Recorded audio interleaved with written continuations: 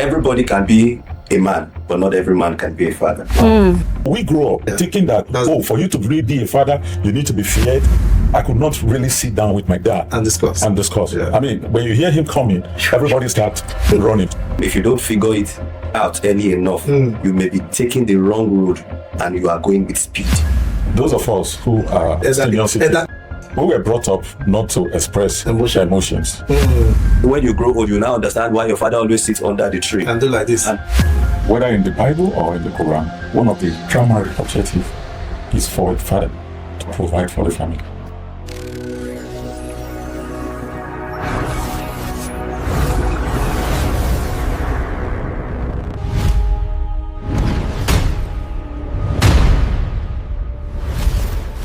What does it really take to be a father? Is it simply birthing kids and providing for them, or something deeper than that? We live in a world where parenting styles have changed, methods has changed.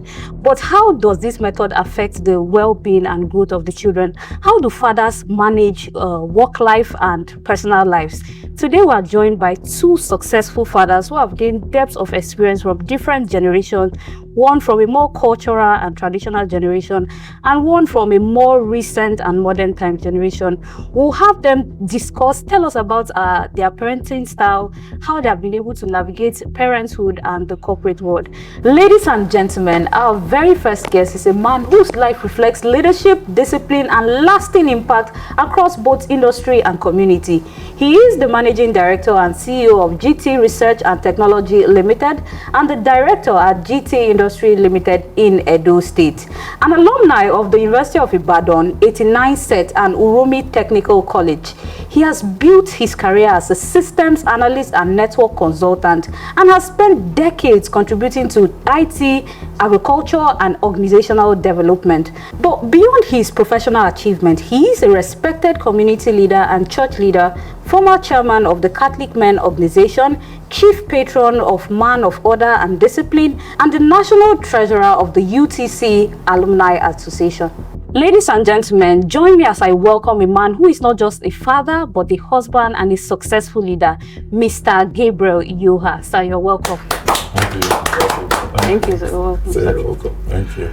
Okay, also joining us on set is one of Nigeria's finest entertainer in the movie industry and also a stand-up comedian, MC and host. He is no other person than Mr. Onyeka Fiaka. If you're popular with most Nigerian TV series like My Siblings and I, he acted the role of Mr. Nandi. The latest that we're watching out for is Wire. That's by Bolanle Peters.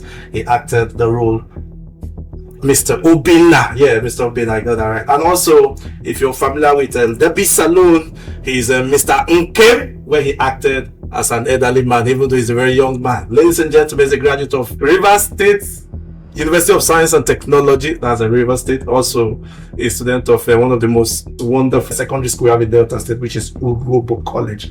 And also a graduate of Mechanical Engineering. But Nigeria has metamorphosed him into entertainment. He's a young father of two, a husband of one. Ladies and gentlemen, Mr. Onyeka Fiaka. You're welcome to our site. Nice meeting you. Okay, so falling on our first question, what does it take to be a father? It's a complex question because fatherhood is a journey. What I mean is a journey is that it's a process, to be a father. It goes beyond how do I really describe it? It's a beautiful experience, as it were. It comes with its up, it comes with its low moment. And it is something that all through your life, you remain a father. It's just that at different stages of your life, your approach to fatherhood changes depending on, how your children also evolve and also how they mature. I think that is what I can say. Okay, based on where we find ourselves, the society where we live in celebrates mothers a lot. So so when Father's Day come like this, men were excited, we have this mixed feelings. So that's a year men, dead women. We have too many Father's Day, but once a while, like it's like once upon a time comes the Father's Day. And I want you guys to be expressive. I want to hear your experience being a father now that you are, and being the child when you were a child. What are those lessons you want to share with our viewers that you have learned over time, being a child and being a father? I think I should go with the Mr. Onyeka first. You see, I think the role of fatherhood, it's something that nobody is actually prepared for. The truth is that our parents never told us what it takes to be a father. And your parents never taught your parents. So it's like a Pandora box. When you open it, you discover whatever you see, you take. And if you don't figure it out early enough, you may be taking the wrong road and you are going with speed. So now everybody can be a man, but not every man can be a father. Wow. Now, and it goes beyond just having a child. So when I say a man, means you are fertile, you can impregnate a woman, and a woman can say you are the father of my child. But the truth of the matter is that not all men can actually be father, and fatherhood goes beyond just your children. Okay. You know, so that means it takes more than just having the tools to do the work as a man to be called a father. So when you look at these things, you're like, every day in your life, like he rightly said, becomes a realization for you every day. At every point in time, you are like, oh, this is the reason my father was like this the other time. Tomorrow you see something else and you're like, oh, this is why my father was like this. Like there's this little part where they say, when you grow old, you now understand why your father always sits under the tree and do like this and shaking his leg and whistling and all that. You get, because there are a lot of things that will not be said. There are a lot of things that goes into the head and they are like, they have to burn out there. You know, it goes beyond just providing.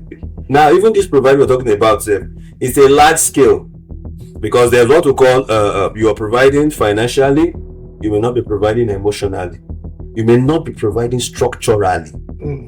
You can see your child fat, like say your mama get canteen, but the pikin fit not get sense, because maybe the father is not structurally there to help the child. So, but the fact is, like they always say in our local palace,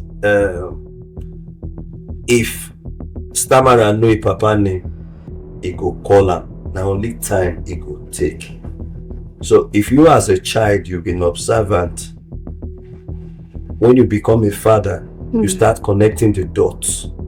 And so those things will help you to also navigate and also become a better father. I think that's what I have to say. Wow. That's it.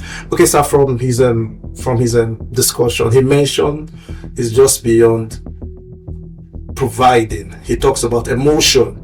So how do we, one thing, when it comes to father, you see it comes with many rules. When we are celebrating mothers, we just celebrate mothers. So but when it comes to father, you start hearing some of you are area father, some of you are useless father, some of you are irresponsible father, some of you are, so they start giving fathers name. But for mothers, I think we just celebrate women. So this responsibility that comes, how do you balance the emotion part of being a father and also the financial? Because these things are also important when we're looking at our family. How do you balance emotion? How do you balance financial, parents, fatherhood? That's why they tell you there's a difference between father and daddy. So how do we put this together to make a home as a father? Okay, I think one of the major challenge, women experience, as fathers, is most especially in the area of emotions, displaying emotions. Yeah. Like those of us who are now senior citizens, we were brought up not to express emotions. Take for example, I growing up, back in my hometown, I could not really sit down with my dad and discuss. Yeah. I mean, when you hear him coming, everybody start running, because so we grow up imbibing that, thinking that for you to really be a father, you need to be feared, you need to be you need to be respected and the rest of them. So but as we evolve, maybe as a result of our exposure, as a result of our education, you realize that it goes beyond that. There's need for you to connect, to your children. Outside providing. And that is why women tend to complain and say, oh, they are always celebrating women. Why? Because women express, they are very expressive, they express emotions. For man, no matter what the man sees of the children, when the child is crying, in short, your wife will report your child to you having committed an offense. And when you try to discipline, they say, woman, turn around, say, oh, don't kill my child for me. So you now find a situation where every child believes that, oh, my father is a monster, and my mother is a good one. And even yours faithfully, who is sitting down here, it happened to us when we were growing up. We were all on the side of our mom. Sometimes it takes you to get to the stage when you start having your children. You now become a father. That's when you start appreciating the sacrifice that your father made for you. And you realize that all those strictness and the rest of them was geared towards achieving one set goal, to make sure that you are a better person. In short, it is said that it is only your father who wants you to do better and progress. And to achieve this, he doesn't mind if he has to beat it into you and the rest of them. But of course, as things are also evolving and the dynamics of the society, we are also realizing that where they push it, you don't need to go to that length. You need to bend over and also move with the time. So that is the situation right now. That's why you find out that some of us are now having to sit down, discuss with our children, express emotion and the rest of them. But once in a while, those come on, because what you don't have, you can't give. And that is probably the difference between my generations and his own generation. Forget the white bears, it's a very young generation. I mean, those in their 40s, the way in 40 years old, we relate to their child. It's different from some of us in our 60s, the way we will relate to our children. But we are looking for a way to, to connect and to find a middle ground in all of this. Mr. Onyeka, so you are in the media space, and media people are always outside, always, even up till late night. Sometimes you guys don't even return home. So how do you balance work and spending time with your children? Or how should somebody in that space balance it? Okay, first of all, I think the Bible said, you find it a wife, find it a good thing. So let's try and do a little arrangement. What if you find a bad wife? That means you find a bad thing. So before you think of even becoming a father, try to make sure that you get a good wife. Because the truth is that there are sometimes Moses will not be around and Aaron will take charge. So if you have a good wife who will not scatter your family in your absence, it goes a long way. So when you pass the mantle of leadership, there is that little clause we always use, or they always use for us: I will report you to your father. It holds sway. But I told my wife lately, when I noticed that this I will report to my father is making me look like a monster, I told her, I said, please, if the child does something wrong, correct him. Treat the matter before I come. Don't keep it for me to come back and you are back. No. Treat it when I come. And I told my children, don't report your mother to me. But when they still keep it to you, what do you do now? So who did that? So which is what I'm trying to say. So some of these little things we try to adjust them a little, just so that we'll be on the same page, so you don't seem like a bad person. Now, after getting a good wife, you also need to be a good person, because no matter how pure the water is, if the cup is dirty, you will end up getting dirty water also. Right. So you too, you need to be good. Like me, as I'm here, the best thing I do in my life as I'm here seated with you is take my kids to school and bring them back. Okay, that's like a constant That's practice. the best thing. I said the best thing I do is Because take them to school got it as and bring them back. Yeah. I love that feeling. No matter what it is. So if I am free, I take them to school. If I need to go on set, say I need to be on set by 10, Yeah. why not? I can go to school before 8. I can take them to school and drop them, and I tell them, your mom will pick you guys in the afternoon. So they know. Even the school knows that when they see my wife, they are like, before you come, so. But I say, Oga don't travel, Oga not do. Because you have to be a present father. Right. You have to be involved. So that is really one thing you should do. Now, no matter how do I say it? No matter how challenging or how demanding the job or the work you do is, you know for sure that there are some places you can actually make sacrifice. You can actually move. You can actually attend PTA meetings if you are free. But if you're not free, it will be understandable. When people don't see you and they say, for you not to be here, it's obvious that something holding you is serious. Right. You've actually made a mark. You actually told people that I am actually very, very present. Right. If I am not here, that means I cannot, handle my, I cannot handle my presence. That's why I'm upset.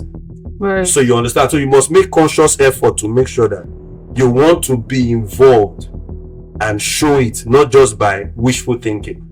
So that is how, no matter how busy you are, you can actually make, amends. Okay, for those of our, I started by asking, you see, growing up, we saw what our fathers did in the best of their knowledge or in the best of their ability. It comes a time where, with the way Nigeria is even going insecurity, but it's time to look for ends meet. You've seen where fathers have totally become absent. Not because they want to be absent, but because they have to look for survival. To also, the end of it is also to take care of the family. Yeah. So with where we find ourselves, how do you think one can balance this kind of situations? If whether in the Bible or in the Quran, one of the primary objective is for a father to provide for the family. That take precedence over every other thing. Yeah. Then of course we talk about communication, emotional bonding, and the rest of them. Those become secondary. Like what I did in my younger days, the nature of my job was such that sometimes 6 weeks I'm out of Lagos, probably in one of these towns, Niger State, and the rest of them, conducting training and stuff like that. So from the one, I agreed with my wife. Look, it's your responsibility to discipline these children. Don't have to tell them that, look, a child commits an offense and you say, wait until your daddy comes. Because I'm likely going to be away for that long. So how deal with such issues as you can deal with. And it also serves another purpose in the sense that children tend to forgive their mother easily. No matter what your mother does, even if you ties your hand and the rest of that, for you. it's easy. My mom is the best woman in the world. Yes. But your father discipline you. Sometimes kids not taking that beef. Yeah, most especially father and son. That beef can, I like me. Yeah. I almost hated my dad. Okay, that's what we want to hear. We want to hear those experiences. My dad was such a strict, disciplined person to the extent that my dad, if he sends you on an errand and say, look, take this thing to my friend. Maybe take this to Bafia. Because he was a teacher and he was also a farmer. Yeah. Take to my friend. He times you. He will time you and tell you 30 minutes. Yes, if you come 5 minutes, more later than that 30 minutes is 5 strokes of the cane. Wow. So it's either you're doing that or you're reading your book. But one thing he emphasized on, read. And he made that sacrifice. Every kobo he had was to plan into our education. Okay. And you know how it is, large family, 9 kids, having to take care of all of them, But that discipline, that beating constantly, of course, as children will always be children, most especially at adolescent. Sometimes I look through the window, I see my friend playing football, riding bicycle. So when they give me this thing to go and give, there was a particular incident. I saw them play football. I kept the tray with the yam somewhere, and some goats, just when they invited their kid and everything. And they ate the whole yam. And then I was playing football. I came back. I went home. Short. I just decided not to go home for that day. It's so bad. So it was that horrible. So you grew up. So one of the first thing I did when I started having my own children was to say I will not beat my children. Wow. Because psychologically it affected my relationship with your father. And that. To the extent that even when I was in university, sometimes he would come into my room and say, "Oh, you just came by, you've been away for a semester. Come, let's talk." And let's all the have rest of conversation it. as I men could now. not really relate to him. Until much later in life, when I became established and the rest of them, of course, we put there. Because I realized that all those things he did was to make a better of me. Not so much because he didn't like me or he hated me. He did what he did based on his own conviction that was the best approach. So in my own case, what I did was, okay, madam, you be the one that will discipline. It's only when it is extreme, especially maybe yes. In that case, I use incentive.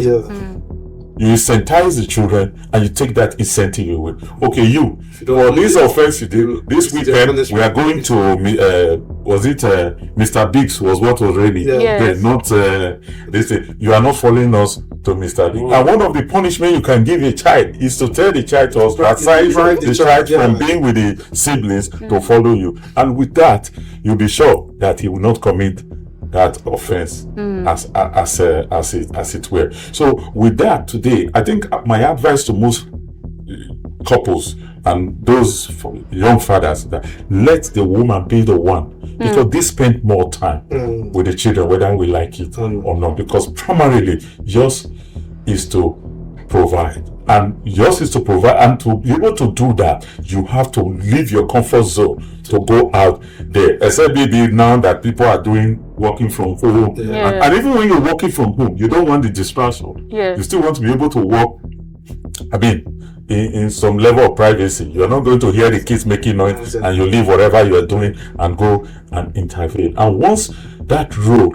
had been defined, and so women have done it very well, they take over, they discipline the children. In short, I know some family where the father is the one everybody plays with. Dad is coming, mom is coming, no matter.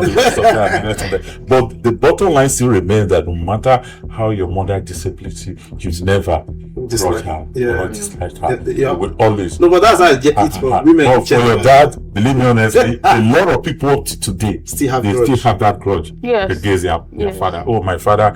Take a sample. Don't mind that man. But at the end of it all, it is only when you now start having your own children, you realize that. Believe me honestly, sometime even at my age, I wish my dad is alive. You just spend 10 minutes with him and sometimes pour out some of the challenges you have had to deal with and all the rest of them. But unfortunately, it's no longer. That guy saying dance with my father, and if I could have just one moment to Daddy, dance. I think you mentioned something. You mentioned what you experienced growing up, but didn't pick up to apply in your current state. So is that something that your parents probably did that you still apply, even though times have changed and the type of people, the ones that are positive, of course. A lot. Apart from that, maybe going extreme with their discipline, not allowing you to socialize, not knowing that what really makes a complete human being is not just only book. Exactly. So you could have a child who comes out with a first class, but socially, because you're supposed to be academically and emotionally intelligent. Yes. So you find out some people today, they don't know how to dress. I've met people who are educated, but they don't know how to dress. They don't have good fashion sense. They cannot socialize. They cannot, because of that kind of upbringing. So what I've tried to do is that I apply the same discipline and the emphasis on education, because there's no substitute for it. But I water down those areas where don't go to so. If my child says, I want to go to a party, yes, you can go, but make sure you are back between so. Because I want that child to be emotionally developed, to be able to, most especially if it's a girl child. You don't just lock a girl child in and you say, because I don't want you to be mixed up and the rest of it. Because, for every gift, there's always a price to pay. So there's so much our parents did for us. I give you an example. Like I'm here now, my room is open. I've been close to my 36, 37 years of marriage. I don't lock my door, so my children can have access to it. You know, some people are so private, so private. Like in my own case, I don't think I enter my father's bedroom up to 5 times in his lifetime. That's the holiest of holies. Yeah, I mean, because you see it as, you can't go to your father. But today, when I travel, sometimes my daughter goes and lie down on my bed and watch the TV and open the free things, whatever she sees in that place. Even when they say, "What are you doing in that place?" It's not my father's. My father's room. So some of those things which I felt were not right, I tried to correct them by changing them. But those things that had to do with values, you know, education, good manner, respecting others, respecting yourself, and respecting people, you know, good, Christian background, those I imbibe. And I won't deviate from there. Of course, there's no way you open the window for fresh air. 1 or 2 flies are bound to come into the room. So that was what happened with our parents. Why they met well, but there must have been 1 or 2 things which did not happen. But at the end of it all, we all came out well. We all came out good. And that is why we are complaining today that this generation are no longer as respectful and the rest of them. And how did we become so respectful? Because our parents beat it into us and make sure that they inculcate those values in. Okay, so can we now say, because of you trying to correct, I'll come to Mr. Vaneka. Can you now say trying to correct those things our father did to us that we did not actually like, now becoming father, trying not to do those things to our children, and we're trying to strike the balance? Can we now say, is it really helping us in the society in trying to raise a family? Because you saw what they did, you didn't like it, so you're trying to make corrections. Like you said, those days you can't ask your father questions, you can't sit and discuss with your father. But you see, children of these days, they will ask you what you cannot answer. My little nephew went to meet the dad. He said, "Daddy, how did I come into this world?" Then I said, "You fled out from him." He said, "No." He said, "I know." So those days you can't have those kind of conversation. So trying to balance the scale, what you have to say has done to current day life. Let me hear your option. The truth of the matter is, everybody who is, how do I put it? Everybody who is sensible would always want to pick a leaf from here. There is that little parable that says, now when Papa won't get sense, they advise the children. I will not get the night picking when the Papa not get sense. They try, they listen. Now, for that child to listen, it shows that the picking gets sense. So that means a foolish father can give birth to a sensible child. So it is not left for you now to know, okay, this is where my father, or this is the level my father can give to me. Let me look for where to pick the good ones. Also, some sensible or some foolish children will also now decide to also pick bad things from outside. I don't know if you understand, because at the end of the day, when you become an adult, you are responsible for the decisions you've made. There's no way you want to blame your father now that because my father did not do this, that's why I turned out like this. At this point in time, now you carry your tray. Now it is now your turn. That thing you complained about your parents, your children now will start complaining about your own tomorrow. So how well are you doing what you are doing? Have you evolved? Are you changing? If you also find out that same old strong hand is the method that will work for you, apply it straight down. Now, I grew up, it was my mother that was the harsh one. My father is always calm. But we dreaded my father more. In his calm nature. Because he actually made himself look like a very dangerous man. Till he died, he was never dangerous in anywhere. He made himself look like the day I will. And there was no day. If my brother, till the man went, till the man left this earth, the day did not come. But still. You get, but there was that, But now, you see these children, if you tell them the day I will, daddy, which day? So you get, it will look like a joke, but that's what they are letting you. So sometimes you show them that is. I still get up. If I hit my son when I say hit, just a little, maybe stop, he will come back to me and tell me, Daddy, you hit me. More like, I cannot believe you raised your hand to hit me. That's actually what I read from it. More like, I cannot believe you that love me raised your hand to hit me. I will start explaining, no, that thing you did was wrong. I told you to live there, you did not live there. When I finish explaining what happened, he will now say, then you now hit me. We will not get to the next conversation if I don't say sorry. You apologize, yeah. So at the end of the day, it will make me feel guilty for hitting him, and I was like, I think I would have just left him. I would have just let it slide though. I will now apologize. That is when we go to the next phase. So if he sleeps and we do not come to a conclusion, the following morning if he wakes up, that's the first thing he's telling me. He will just come and sit in, Dad, you now hit me yesterday. You now hit me here. Or you hit me here. Yes. So then I will now apologize. But that will not happen before. That did not happen with our parents. Any strike you take, you are lucky to escape with that one. Like you rightly mentioned, during our own time, education was valued. Even being an undergraduate alone then, you were already respected. My dad was a teacher. But any occasion he goes to, he's singled out, he's praised, he's given the special recognition. But with time, before the old man died, times have changed. Sometimes he gets to an occasion, somebody stands up and says, oh, that seat you are giving that money, I'm buying that seat with XYZ money. Because the value system started changing. Now, we must situate whatever we are doing within the same social, cultural, economic system and situation of Nigeria today. We now realize that education is no longer an end. It's probably a means to an end. The whole essence of getting education today is for you to be conscious. Not necessarily because it's going to put food on your table. Your skill set right now is more valuable in this world of today.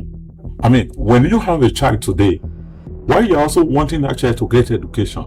Not because that education you want him to be a professor, but you want him to be conscious of his or her rights. You want her to be aware, or want him to be aware. But at the same time, you study that child and look at that child, right from when she's a baby. This child is going to be good in this area. And you help to direct and guide that child in that area. And you find out that he does very well. And that is what has lifted most big economies of the world, whether in China and the rest of them. The emphasis is not too much on formal education, but be learned enough to know your right, to do the right thing.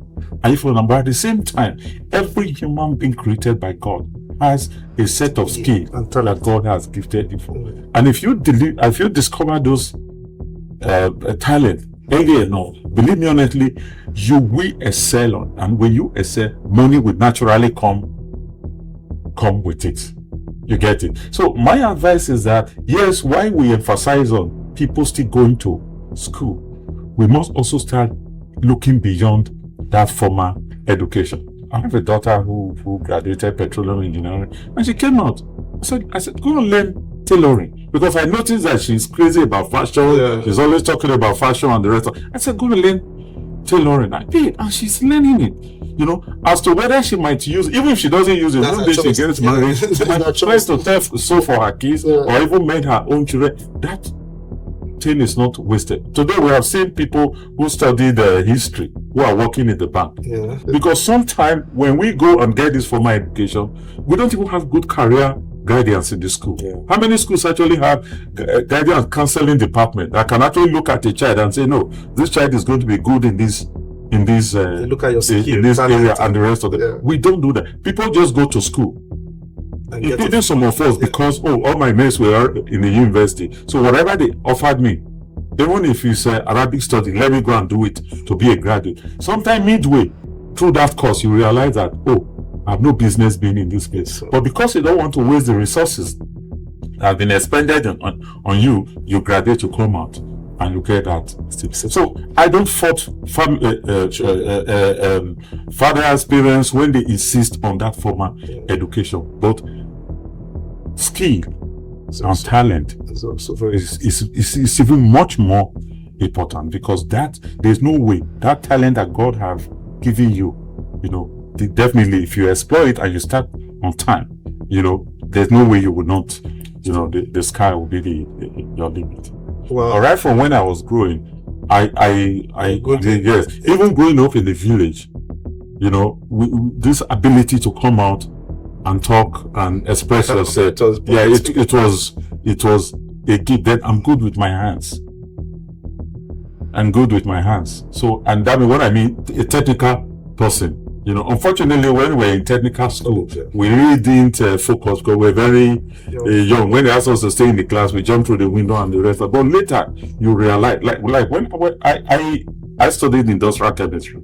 But when I came out, I realized I don't have the temperament of sitting there in the lab to be analyzing chemicals and the rest of them. Not I was an outdoor person. I was somebody that likes to work with my hands. So when I had the opportunity of going into IT, got a job in Victoria Island. I mean, I grabbed it with my own hand, and I fell back on that residual knowledge I had, in the technical school, all those basic electronics and the rest of them, And another thing I would have also loved to do, construction, building. Okay. I love to go to site and just, see houses springing up, and all the rest of it. It gives me that joy. But anything that require too much of sitting down, no, I'm not. If I take my car to the mechanic, you think I'm the mechanic. I go under the car with the mechanic. So I go and sit and say, no, tell me what happened. Why did this problem come about? And he said, okay, I said, do you want to take a job for? I said, no, but I just want to know, because I'm a practical person. But unfortunately, I wish I had somebody who was older than me, who had looked at it and said, no, young man, this is what you should have. Then one would have been. And that is the advantage most of these developed countries have, because they catch them young and they are able to direct their children. Thank you very much. So I want to look into you being a father. How has it helped you to look out for your safety life? As a younger person, you take more risk. There are things you do as a young boy, as a young man, then now you're now a father. So how have being a father helped you in managing risk and also being more conscious about safety? Well, in my own case, I have phobia for height. Okay. I don't live in upstairs. Until recently, I don't even climb bridge. I have this phobia. I don't know how it came about, but they said. But that's the irony. Funny enough, in my first year in the school, they went and put us in third floor. I had to beg the person downstairs, please, can I just exchange and even pay a little money over what I would have paid to be there. I don't climb bridges, even to fly. I had this problem. Sometimes I sit down, the air hostess have to come and sit down. But it's a medical issue. But beyond that, safety is something I don't take lightly. Take for example, in our kitchen there is fire extinguisher. Wow. In my electrical, where the inverter is, there are two fire extinguisher. Even where they change over the gear switch. Of course, being somebody who has been, who into computer, the hardware aspect of computer, not the digital or software. This software thing was recent. When we started in the 80s, we were mostly into hardware, component level and the rest of them. So we were trained to be very, very, very, very, when it comes to issue of security, issue of safety, to take it. I remember I had this boss of mine who came in from UK, even to how you keep your tools. The tools you work with, the respect. Will tell us any workman who cannot respect his or her tools is not worthy to use those tools. How you keep your screwdrivers and your multimeter and the rest of them. These were all they were of great importance. And of course, right now, considering the situation in the country, the emphasis on safety and risk management and the rest of them need not be emphasized. So we are evolving. You know, the issue of safety, to be honest with you, some 20 years ago, nobody really talk about, as the rest of them, when you're building and all the rest of them, but impact assessment, no government don't even do impact assessment for their construction. But today you can't do anything without, you know, properly assessing not only the structure, but how the structure will even affect the social, you know, economic situation within that environment. So just like every other person, some of us, the old school, we are also evolving and moving with the time. I believe you as a young boy, you know, there were certain things you do without thinking. Yeah, which is also which were risky as at that time, but you didn't really look at it. But now you're not a father. How has being a father helped you manage those kind of lifestyle? You see, ordinarily in Nigeria, so many people think we are carefree, but no, we are actually very safety conscious. And I'm going to say one. It may look like a joke to you, but you can, you know, have it for free. When you go to every home, you see the picture of Jesus on the wall. That's one safety apparatus first. For security. Yes, you will think it's a joke. It's there already. Then when you want to eat, you pray.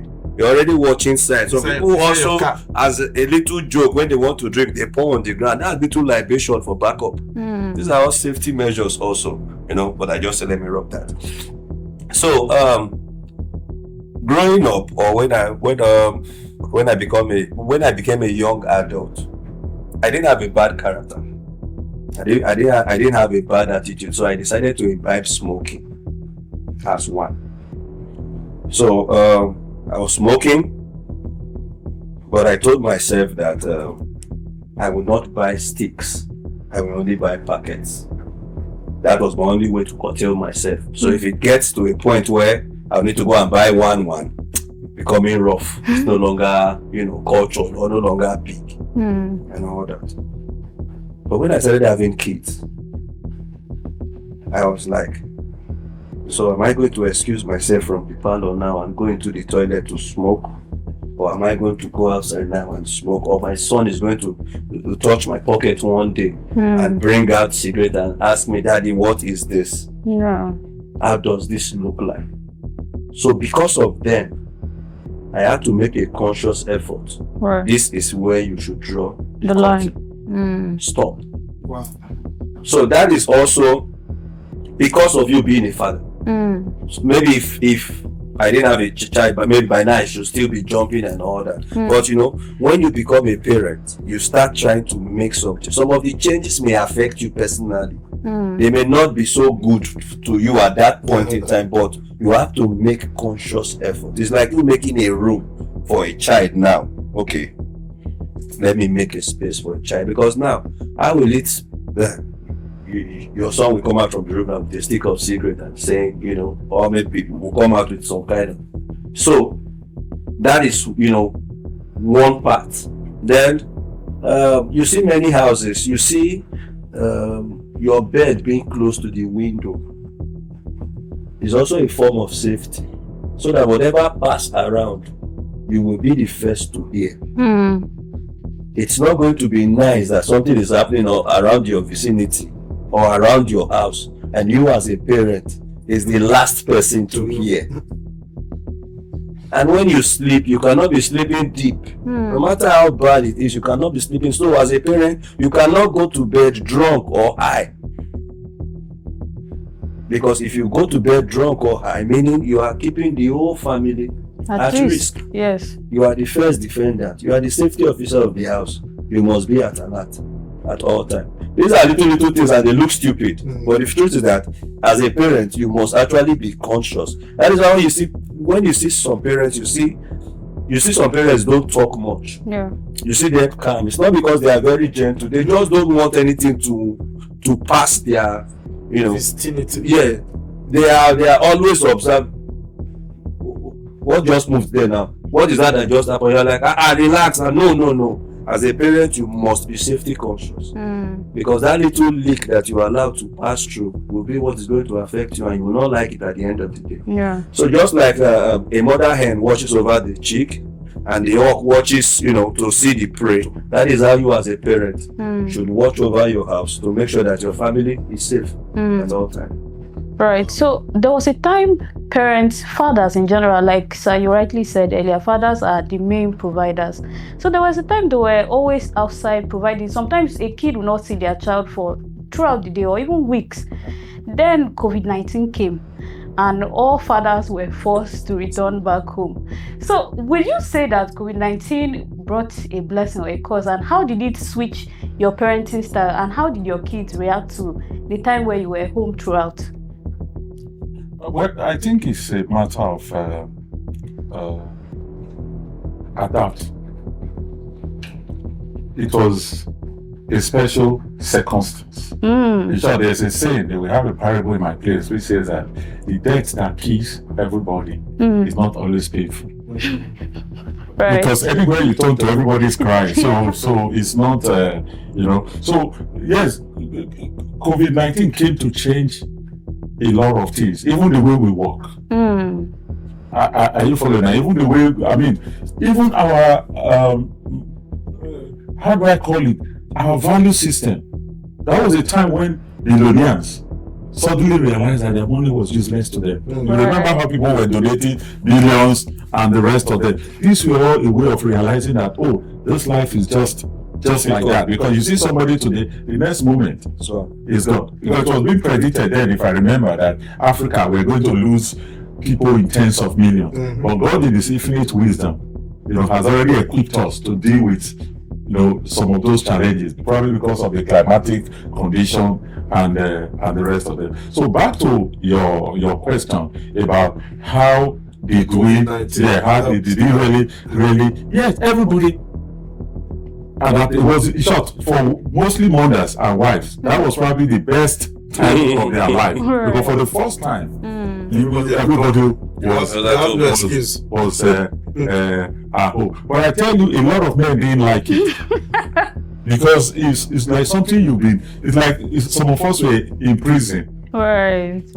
Because we're not used to staying at home. Then suddenly they are forced to stay at home with your wife. Why some families it helps to heal the wound.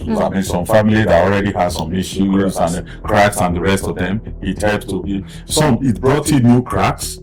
Because sometimes too, when you don't stay with people all the time, there are certain relationships that appear to be very smooth because you don't really you don't get into each other's space. And suddenly everybody has to get into each other's space. So it also has its own negative impact. Part. But I think by and large, it changed even our Christian life. We felt we must go to church to be close to God.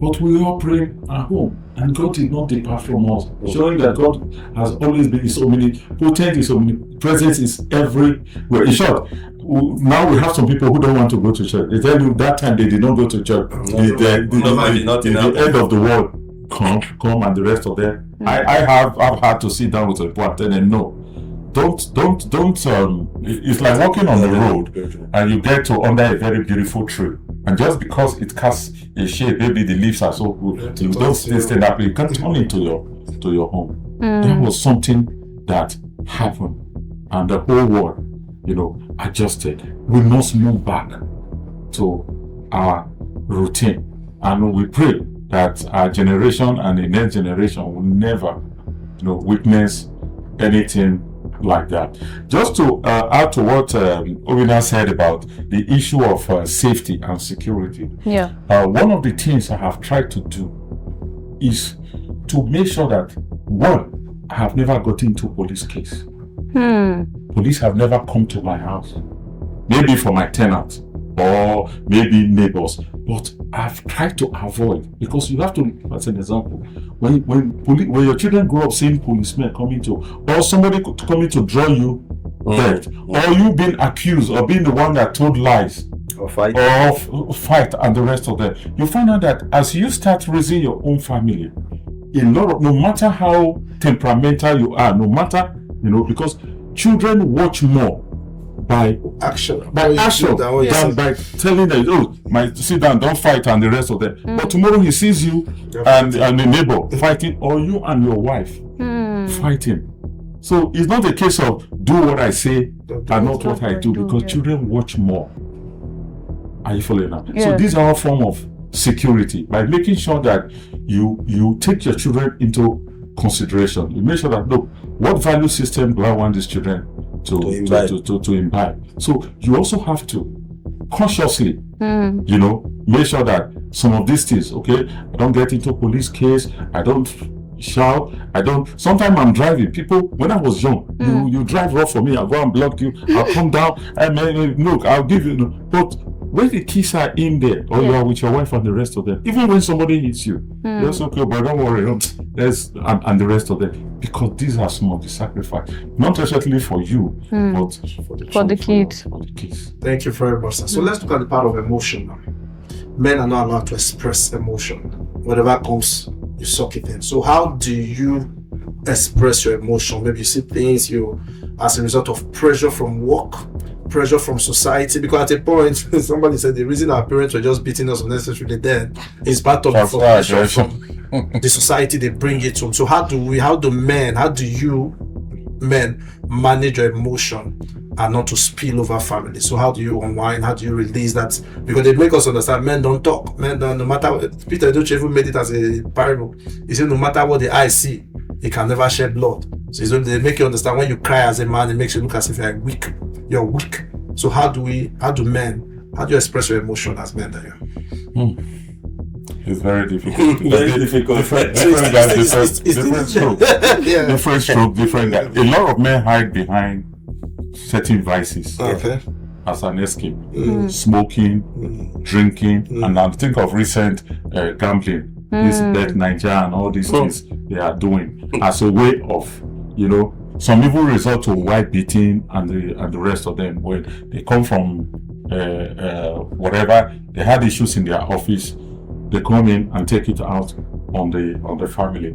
To be honest with you, maybe I have been relatively lucky, because 95% of my career I've had to work for myself. And working for yourself means that you really don't have to, nobody really have to talk down on you. But of course, sometimes you get frustrated, things don't go the way you plan. But one thing, I had a mentor, may so rest in peace, one lady Jewelry, I don't know, Iman Jewelry, what he always tells me, when you get frustrated, maybe business is not going, you lost the contract, first thing we asked you, said, do you think that the moderate and the little you have achieved today is because you are the smartest person? There are people who made first class in the university. They're the brightest child, the brightest student in the school. Everything we have is as a result of grace. Are you following that? The smartest people are not necessarily the best business people are out there. So when you have this at the back of your mind and look at the ladder of life, that okay, in the ladder of life, if it's from 1 to 10, at least I'm not 0, maybe I'm around 5 or 6. There are people below me, there are people, then you are now equipped to deal with some of those frustrations that either comes from work. Of course, frustration also comes with marriage. In short, most men that you see in their parlor, sometimes they want to go home at the close of work because they go back home. Maybe their wife is going to take it out on them and the rest of them. But one thing I've also discovered is that as you get older, the capacity to deal with some of these challenges, to overlook certain things I will react to. I was a very fastidious person. I was the kind of person that growing up, if I see a drop of bread here, a crumb of bread, I'll raise, why was this thing not clean? But right now, to be honest with you, if you like, keep a loaf of bread there, I'll just walk, I'll go. Because if you decide to say you want to challenge and deal with this thing, you won't last. You're not going to last. Because now you're dealing with the children. What if when the grandchildren come? Who are probably going to even give you more stress as time goes on. And if you say your kids are not good, sometimes when you take your kids and you find out your kids are angels, you find out that other kids, certain behavior that your kids who you even think are, So I think it's just a matter of accepting the fact that, okay, certain things I cannot change. I will have to live with them as long as those things are not things that would either harm you physically or emotionally. But dealing with emotions, hiding behind vices like smoking and the drinking and the rest of them, I don't subscribe to them. So for me, different stroke, different guys, different stroke. Everybody have a way of dealing with some of these issues, as they come up. But one thing I've tried to do is sometimes I read. I do a lot of reading, watch a lot of movies to take my mind off some of those issues. Like I hope now mentioned, some of us actually smoke when we were younger, but because we realized the impact health-wise, when I was smoking, I was as slim as Obina. As soon as I stopped, so we can't believe it. Boom, the body came out. So I said, oh, probably that thing was not good enough for me. Of course, I smoked because of peer pressure. You needed to belong. I mean, you have friends, we were all DJs and the rest of them growing up and the rest of them, So that is, in a nutshell, emotionally, men should be able to express their emotion. There's nothing wrong. We're emotional beings. Men should be able to cry if they need it's only those days they'll say men don't cry, and that thing have sent a lot of men to their angry. If you have to cry, go lock your bedroom and cry. Go into your bedroom and cry. The end of the world will not come. And if the need for you to express your emotion for your children, express emotion for your children, because so that they know to your because even to tell your child I love you, it's like emotion. It's a problem. How can I be telling my child I love you? My daughter will walk up to you and say, Daddy, tell me you love me. What's your problem? Just take this thing and the rest of it. And then you realize that, that is what is this thing. What does it cost you to say that? Initially you think it makes you weak. But while you are thinking of yourself, why don't you think of the child? Because telling that child I love you might be all what that child need. To feel validated. To feel good and to go out of her way and be a good child. So for me, I would advocate that men should express their emotions. It doesn't take anything away from you. Tell your wife you love her if they need be. Tell your your children you love them. Hug them and do everything. That is the trend, and we must move with the trend. We can't ride all the best cars that are being produced in the world, wear all the fashion, but when it comes to things like that, we say, oh no, it's on Africa to tell your child you love me. Of course, I won't allow my child to call me by first name or like some of those Western things. Take the good ones and forget about those ones that you think are not too. Right. Okay, let's look at finance now. As a man, have you ever been in a state of where you are in 0,000,000, and how were you able to manage your financial downtime? As a man, know that you're a father, you are a husband. It's more easier as a young man, living as a young man, and you don't have finance. Then you are a family man, you have a wife to take care of, you have the children to take care of, and you have yourself to take care of. Have you been in that situation? How were you able to manage? To be honest with you, I've been very lucky. We are a little bit old school. When we came out of the university, the economy was still relatively stable. Good. Well, I remember, with 12,000 naira, you could still rent a 3-bedroom flat of 1,000 naira. We're talking of 1990 and thereabout. Not now that you need 3 million naira to rent the same, But I think my background helped me a lot. I grew up with my grandmother growing up, and things were relatively difficult. And when you grow up with your grandmother, they will pamper you, but they teach you certain things, how to be prudent, how to manage your resources. I was aiming, was it 700 naira or 800 naira? Talking of as my first salary. some of my friends, I remember we go to Adeniji Joe's. That was where it was raining then before Allen came up. I go buy clothes for 200 naira, 300 naira a shirt. They will wear to the office. I'm not ashamed to do it. I will go to Yaba and buy the same shirt, iron it, wear it to the office.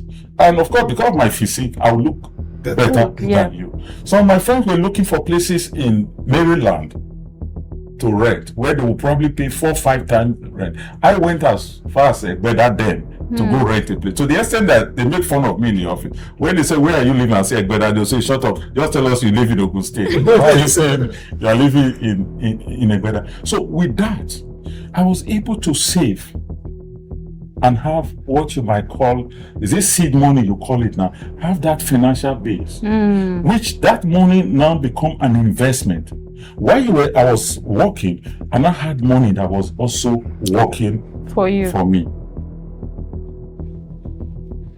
And that did the trick. To be honest with you, I've never had cause to have to borrow or to even have to leave it. Recently, my son was going to move out of the house. He has come of age, got married. One of the things I told him, I said, don't rent an apartment that 1-2 months of your salary in a year cannot cover. And he took it.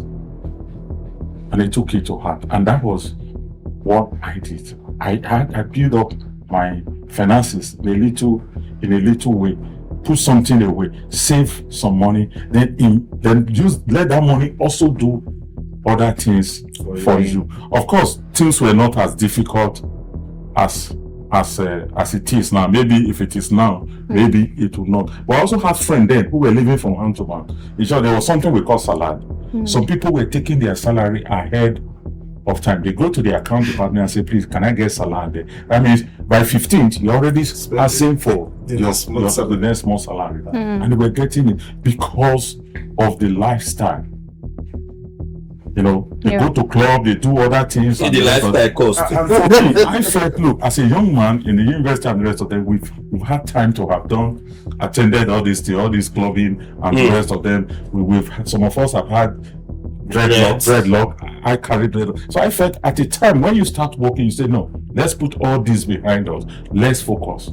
Most especially when I got married early.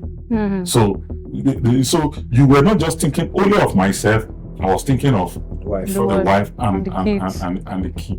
And I think that helped me a lot. I had friends up to today, they have not been able to recover from that living from hand to mouth.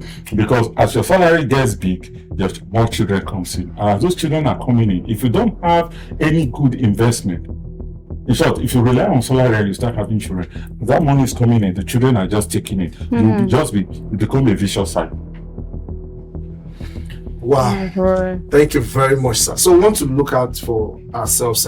If your father is here now, like we heard your story, what you said about your father. If your father is here now, so what is one thing you tell him? Tell him thank you. I'll tell him thank you. I'm telling him I'm sorry for those many times I thought, he didn't love me. But I now realize that, he loved me to the extent that he actually made a lot of sacrifice. If not for anything, my education.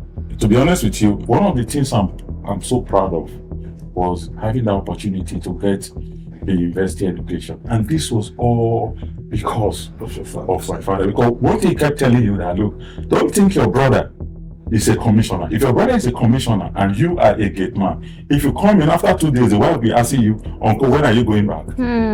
But if your brother is a commissioner and you are a professor, in short, the guy will vacate his bedroom for you to sleep when you come visiting. True. So he created a healthy competition for all of us.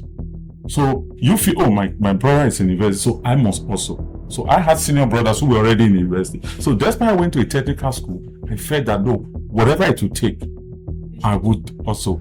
And I thank God, So I thank God for all those things. May His soul rest in perfect peace. Thank you very much. So Mr. Yenka, if your father is here, one thing you want to say to him? My father said he loved and wanted to go to school, but he couldn't go to school.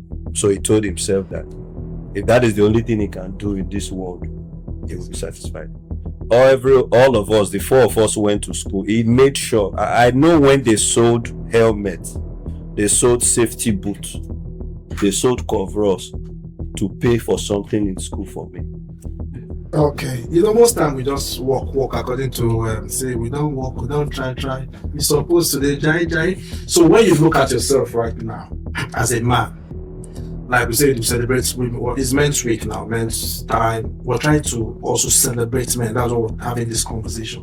When you now look at yourself as a person, they say these are not see who praise and I make us say 4 from up. You say thing like that, but then go do it and I say no praise. So what will you say to yourself as a man over these years and what you read? They say if Hunter tell the family people what you see for bush at times, he said the next day wife will say my honey I better not go more they manage to get. What do you have to say to yourself? We men need to start celebrating ourselves. Like take for example, this coming Sunday, I have a party in my house.